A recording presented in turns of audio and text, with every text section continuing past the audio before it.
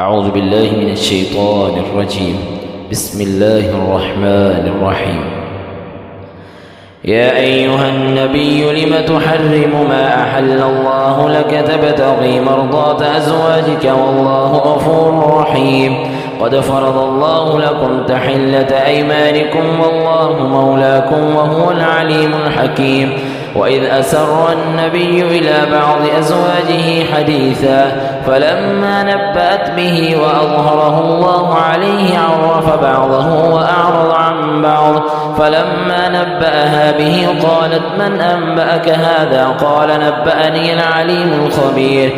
إن تتوبا إلى الله فقد صغت قلوبكما وإن تظاهرا عليه فإن الله هو مولاه وجبريل وصالح المؤمنين والملائكة بعد ذلك ظهير. عسى ربه إن طلقكن أن يبدله أزواجا خيرا منكن مسلمات مؤمنات قانتات تائبات عابدات سائحات ثيبات وأبكارا. يا أيها الذين آمنوا قوا أنفسكم وأهليكم نارا وقودها الناس والحجارة عليها ملائكة غلاظ شداد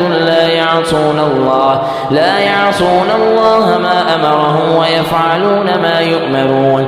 يا أيها الذين كفروا لا تعتذروا اليوم إنما تجزون ما كنتم تعملون.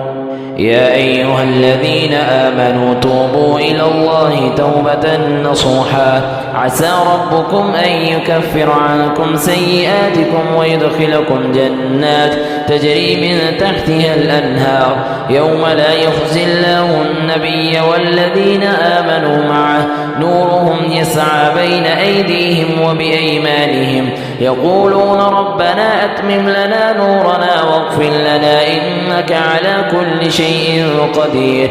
يا أيها النبي جاهد الكفار والمنافقين واغلظ عليهم ومأواهم جهنم وبئس المصير.